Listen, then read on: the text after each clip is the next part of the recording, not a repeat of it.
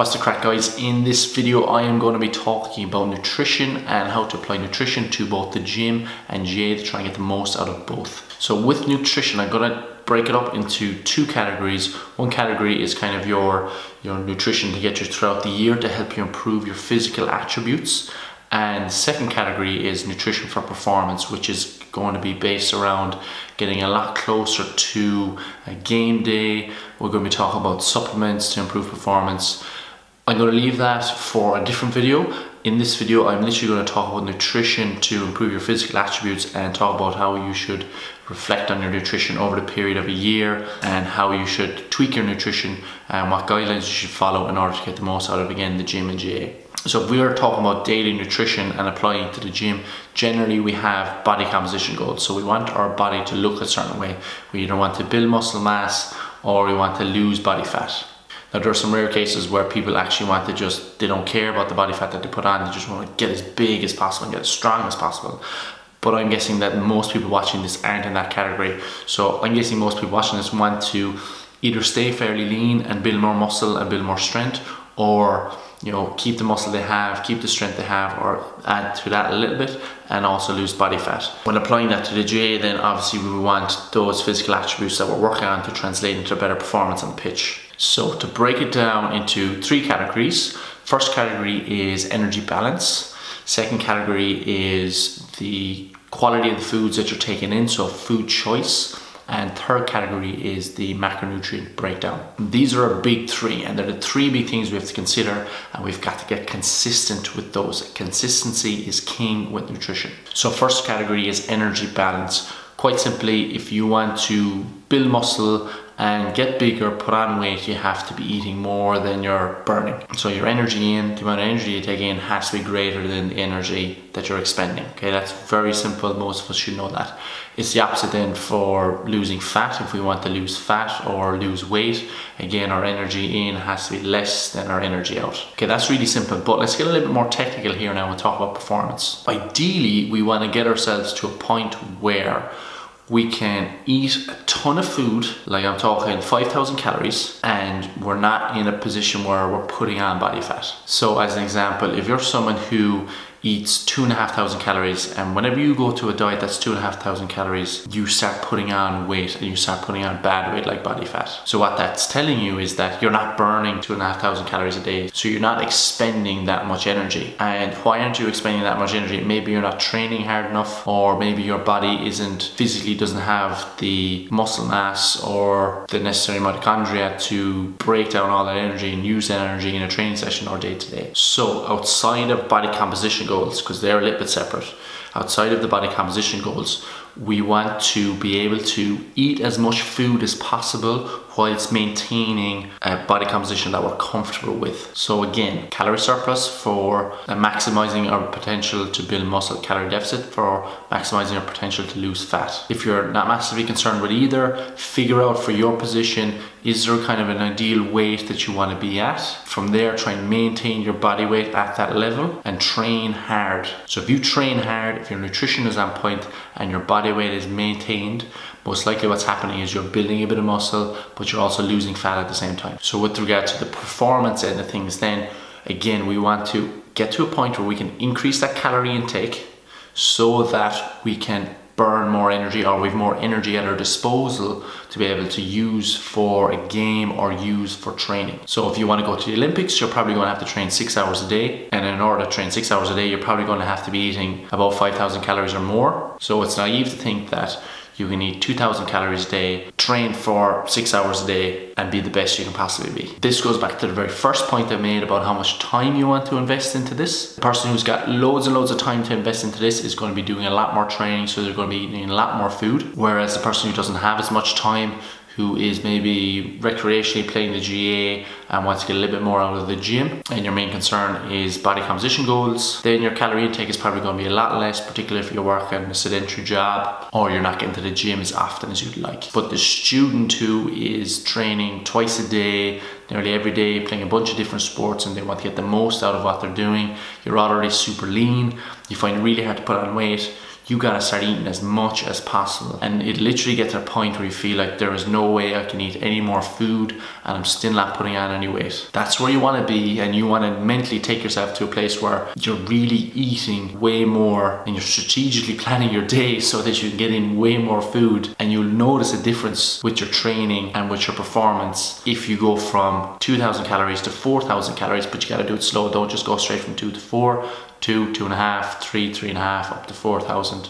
That kind of way. There's a number of different reasons for that. Most likely you're going to get the benefit in terms of your training. You'll be able to train harder for longer, which will result in better performance outcomes. Your muscles will adapt. With more calories, you can also sustain more sympathetic nervous system activity, which is basically your fight or flight. So basically your adrenaline.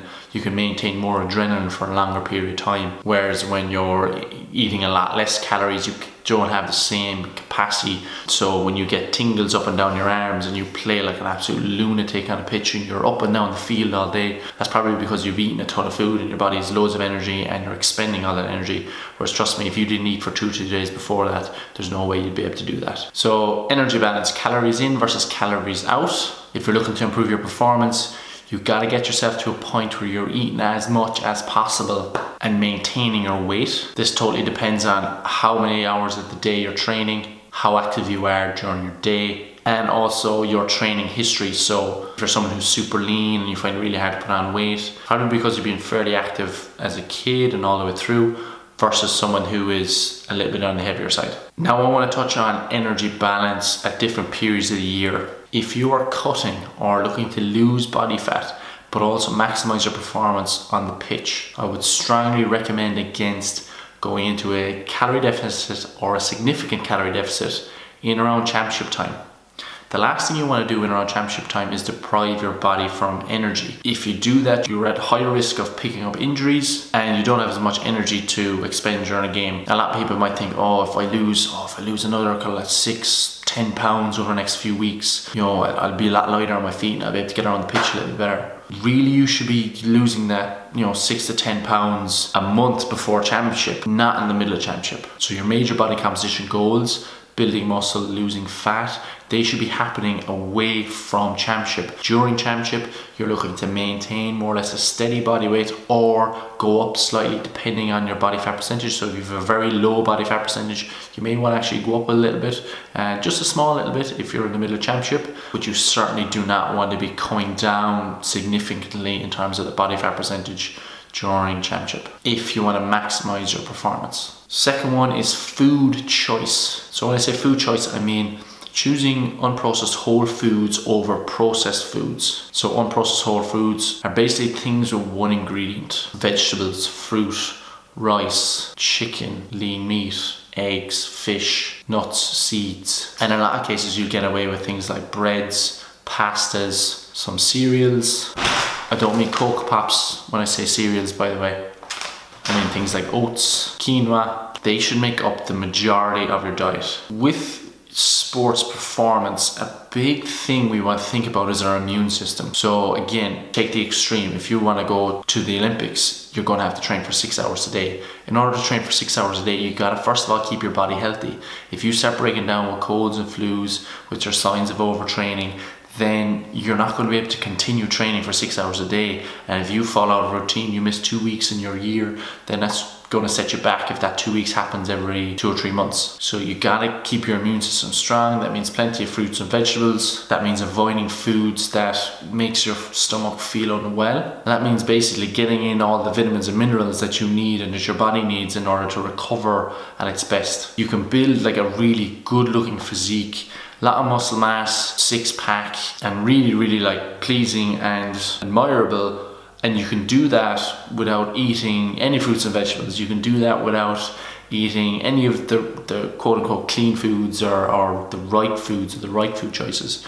But you'll find it a lot harder to maximize your performance if you're eating crap all the time. Now, I'm not saying that there's anything necessarily massively wrong with Cocoa Pops or having a bowl of Cocoa Pops every so often. But if you're having that all the time and you're not focusing on unprocessed whole foods, it is definitely going to impact on your performance, particularly if you have some kind of reaction, even a slight sensitivity to some of these things. So in terms of unprocessed whole foods, be smart, things with one ingredient or as little ingredients as possible. Locally bought, fresh. Try to avoid things that say that, you know, healthy or natural on the packet. Anything that's luminous, definitely stay away from that if you can. But also be aware that, you know, there has to be a certain kind of percentage of your daily intake that is flexible. So I give people a 10% rule. So basically 10% of your diet can be whatever you want. So every day you could have a small bar of chocolate if that meant it kept you sane, or you could be really good for the week and you could splash out on something, you know, a big pizza and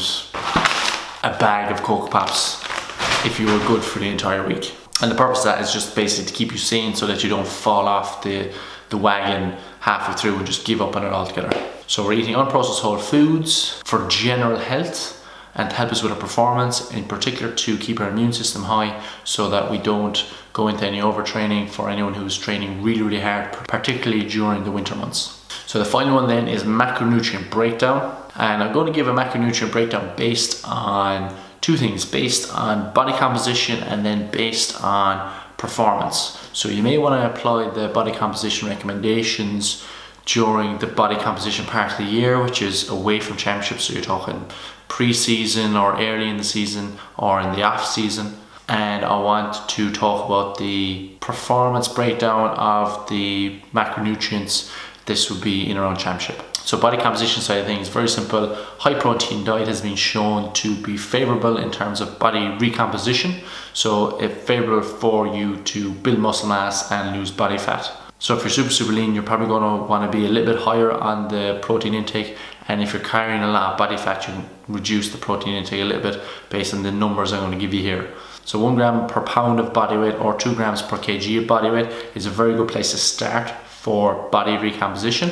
After that, then in terms of your fat and your carbohydrate intake, you're talking at least 0.4 grams of fat per pound of body weight and 0.8 grams of fat per kg of body weight. And then from there, making up the rest of it out of carbohydrates. So you get your body weight in kgs, multiply by 2, that's the amount of protein you need to take in. Multiply that by 4, that's the amount of calories you're getting from protein. Multiply your body weight by 0.4, and then multiply that by 9, that's the amount of calories you're getting from fat.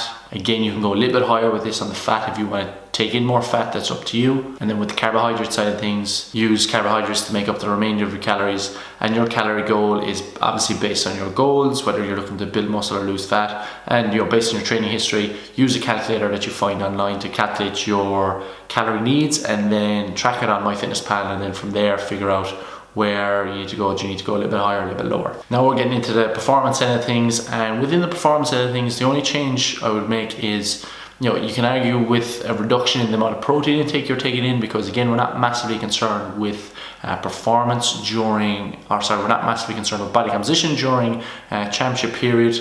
We're a little bit more concerned with performance.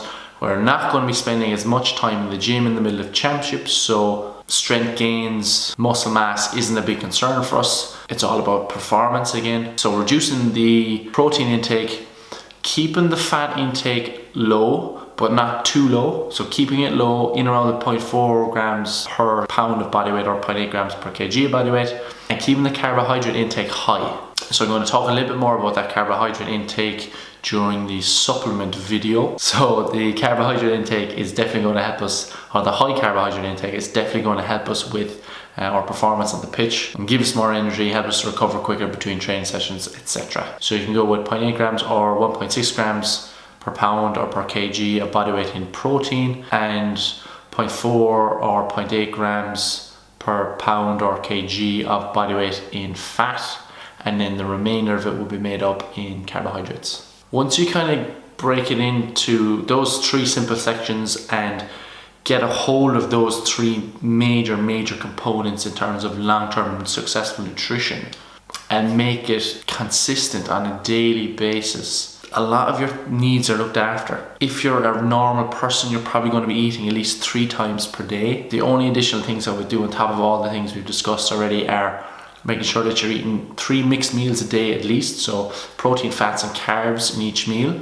If you're having carbs, you don't have to have carbs, but you have to have protein and fat. And obviously identifying any foods that cause discomfort or that you feel like make you feel run down, and trying to figure out, okay, what exact food makes me feel this way, and then just eliminate that from your diet or come up with some alternative. I will come back to this conversation when I'm talking about preparing for a match, and I'll also come back to this conversation when I'm talking about supplements. So that's the video on nutrition, GAA and the gym. I hope you enjoyed it. If you have any questions, you can leave the questions in the comment section below. I want to thank you for watching this video. A couple more coming your way pretty soon. Make sure you let the lads know about the group if you think it will be of value to them, and I will see you in the next video. Slán.